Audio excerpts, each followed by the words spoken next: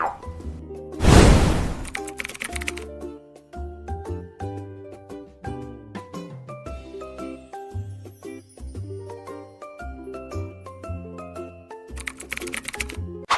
araw! Bago natin talakayin ang nobelang Takip Silim sa Jakarta na sinulat ni Mukhtar Lubis at isinalin sa Pilipino ni Aurora A. Batnag, at para lubos na munawa ng nobela, subukan muna ninyong sagutin ang ating mga talasalitaan.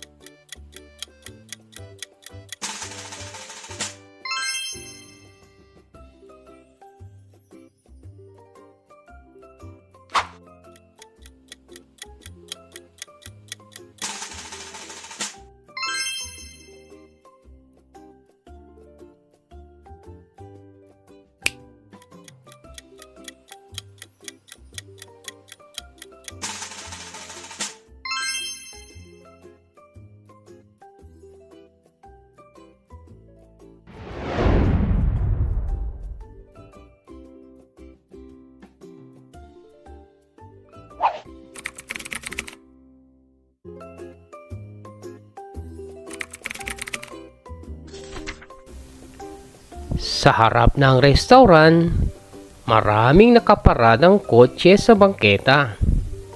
Nang dapit hapong iyon, punong-puno ang restaurant.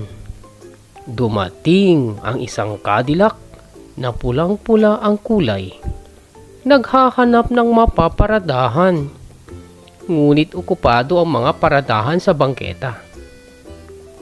Kaya sa wakas, pumarada ito na ang dalawang gulong sa kaliwa ay nakasampas sa aspaltong gilid ng kalsada. Si Radin Kaslan ang nagmamaneho, kasama ang asawang si Fatma. Kung pagmamasdan ang Cadillac, ang magarang damit ni Fatma, ang kanyang kulay gintong step-in, ang buhok nakaayos lang sa parlor. Makikita ang yaman at luho ng dalawa. Pati na rin ang pagkakangiti ni Fatma kay Radin Kaslan. Sa maaliwalas na dapit hapong iyon, sina Radin Kaslan at Fatma, nakakikitaan ng yaman at rangya, ay bumaba sa kanilang magarang kotse na kumikinang sa sikat ng pabalubog na araw at nakaparada na bahagyang nakaharang sa lansangan. Nakaupo sila sa hardin sa harap ng restaurant sa isang mesang nakahiwalay sa karamihan, at nang makaupo ay nag-usap tungkol sa mga mamahalin at maluluhong bagay. Mula sa loudspeaker sa likod ng bar ng restaurant, may maririnig na masisiglang musika sa mga mesa. Kumakain ang mga tao, uminom, nag-uusap, at naghahalakhakan. Umorder ng pagkain si Radin Kaslan at hindi muna tumingin sa presyong nakalista sa menu sa tapat ng pangalan ng mga pagkain at inumin. Pagkaraan, binalikan nito ang usapan tungkol sa mamahalin at maluhong ideya na tinugon ni Fatma ng maluhong ngiti. Kaaya-aya ang dapit hapong iyon. Maliwalas ang kapaligiran. Matatanaw ang dumidilim ng asul na langit at malalanghap ang sariwang hangin. Sa isang lumang kalesa na walang sakay at hila ng isang payat na kabayo ang dumaan sa harap ng restaurant. Sakay ang natutulog na kutsero. Sipak, idyo. Maraming taon nang nasanay ang kabayo sa paghila ng kalesa sa malaking syudad. Kahit tulog ang kutsero na madalas mangyari kung mainit ang sikat ng araw. At sa araw na ito, wala pang pasahero si Pag-Ijo. Buong maghapon hanggang sa makatulog na siya sa gutom. Patuloy na hinihila ng kabayo ang kalesa kahit tulog ang kutsero at kusang humihinto ito kapag may pumaparang pasahero at magigising ang kutsero sa biglang paghinto o kaya kapag pinatitigil ng pulis trapiko ang mga sasakyan. Titigil din ang matandang kabayo na nakadikit halos ang busal sa gilid ng katabing kotse o truck. Sa ganitong paraan, hinihila ng kabayong kalisang namamasyal sa lansangan sa maliwalas na hapong iyon. Mula sa bakod ng bahay sa kabilang kalye na malapit sa restaurant. Isang malaking asong naghahabol ng pusa ang tumalon habang malakas na tumatahol. Nagulat ang kabayo, umalma sa aso at pusa at biglang nadapa.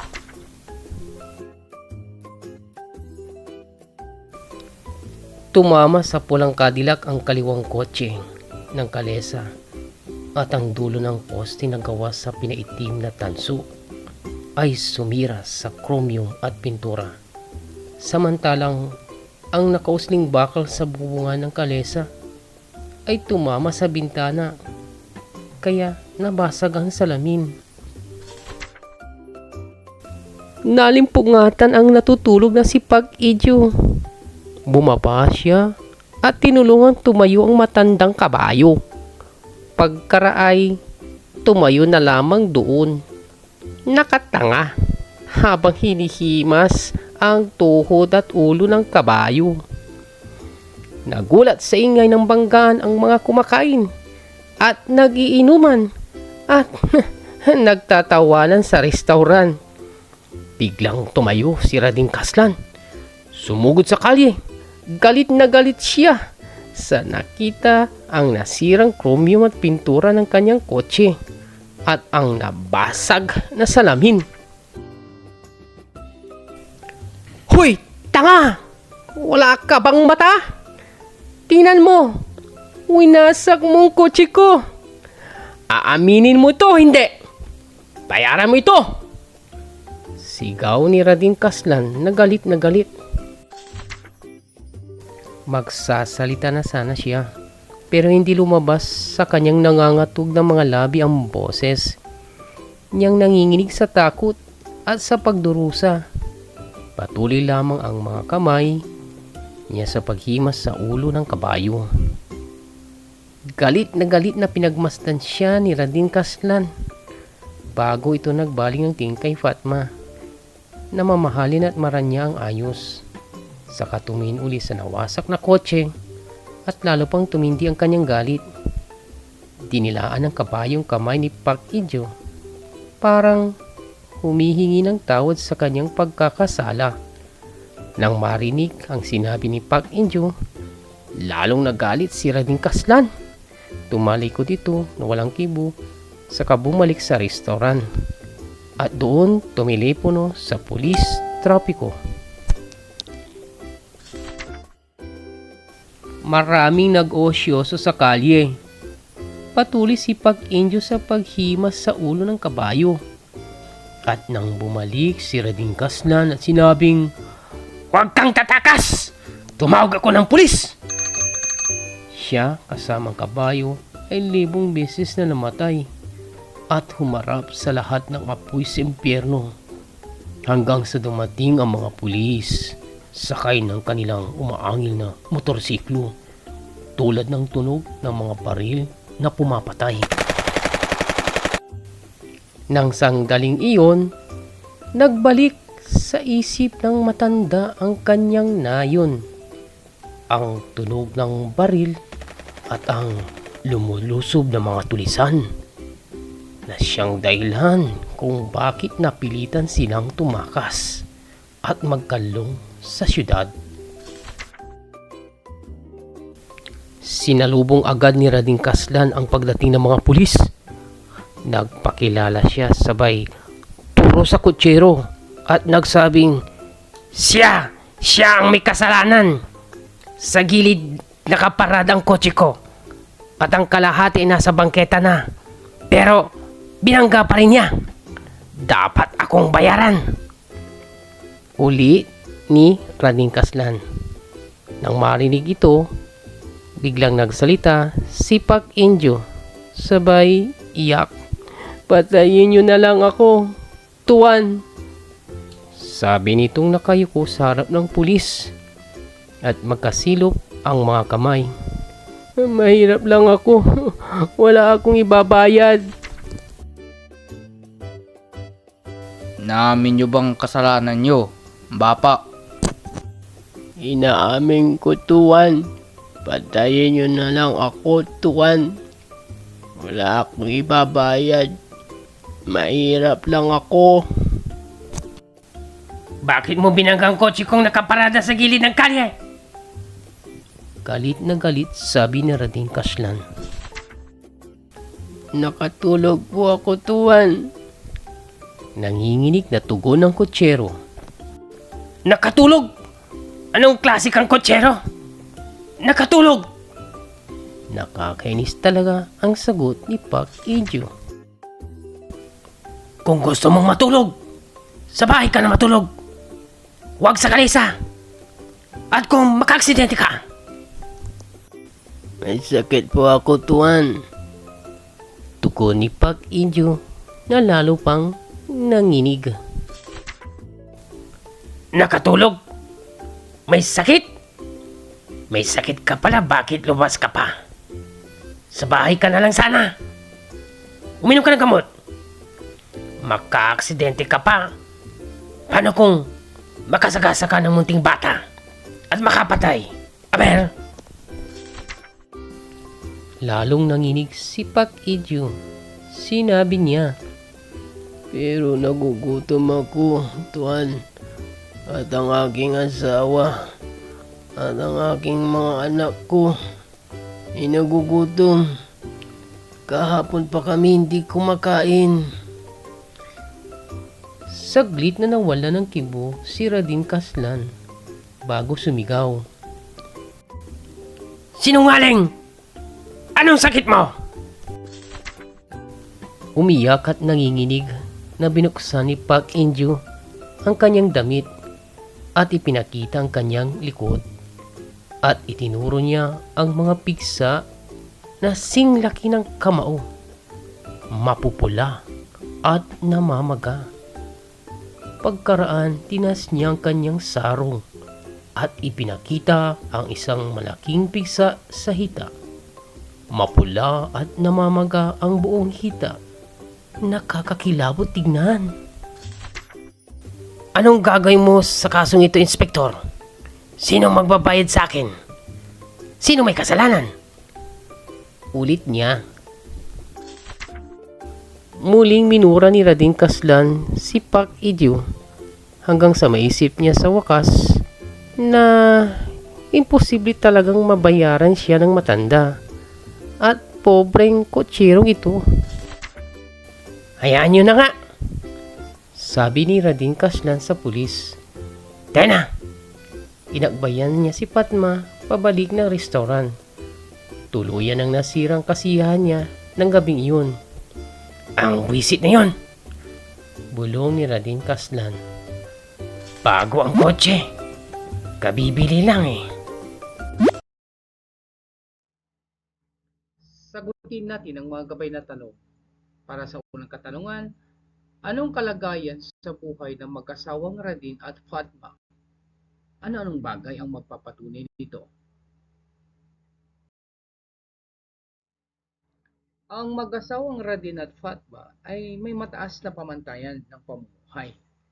Ito ay dahil sa kanilang mayaman na pinagmulan at kadalasan mga pagkakataon na makipag-usap sa mga mayayaman at may kapangyarihan. Ang mga bagay na magpapatunay dito ay ang kanilang magarang kasuotan o pananamit at may magara at mamahaling sasakyan. Paano naman naiba ang kalagayan ni Pag-Ijo sa kanila? Ipaliwanag. Ang kalagayan ni Pag-Ijo ay lubhang kakaiba sa mag-asawang Ranin at Fatma. Siya ay isang pobreng kutsero na kadalasang nakikipaglaban sa mga hamon ng buhay. Isang kahig, isang tuka. Ano ang ibig ipahiwatig ni Pag-Ijo na patay na lang siya kaysa pagbayarin sa halagang hinihingi ni Raden? Ipaliwanag. Ipinapahiwatig lang nito na kahit buhay ni Pag-Ijo ang kapalit sa nasirang sasakyan ay kulang pang pambayad dahil sa kanyang kahirapan sapagkat isa lamang siyang hamak na kutsero. Kung ikaw si Raden, ano ang gagawin mo sa parehong sitwasyong nabangga ang kotse mo ng isang taong may sakit at walang-wala? Kung ako si Raden at nabangga ang kotse ko ng isang taong may sakit at walang-wala sa buhay ay hahayaan ko na lang siya. Saka bibigyan ko pa ng pambili ng gamot. Si Pag-Ijo nang sa ganon ay gumaling na siya at makapaghanap buhay ng maayos.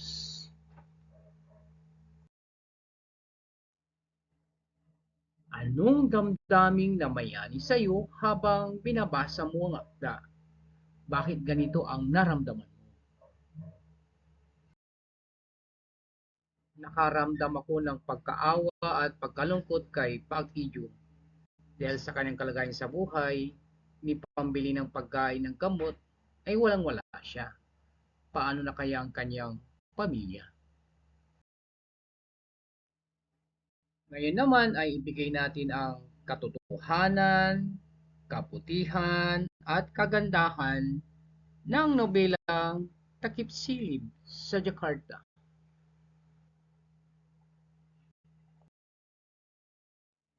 Para sa katotohanan, pinapakita dito ang kahirapan at katiwalian. Ang nobela ay nagpapakita ng katotohanan ng buhay sa mga mahirap na sektor ng lipunan kung saan ang kahirapan at katiwalian ay may pangunahing elemento. Pangalawa ay ang paglabag sa karapatang pantao. Naipapakita din dito ang mga insidente ng paglabag sa karapatang pagtao lalo na sa mga tauhan na mahihirap at walang kapangyarihan.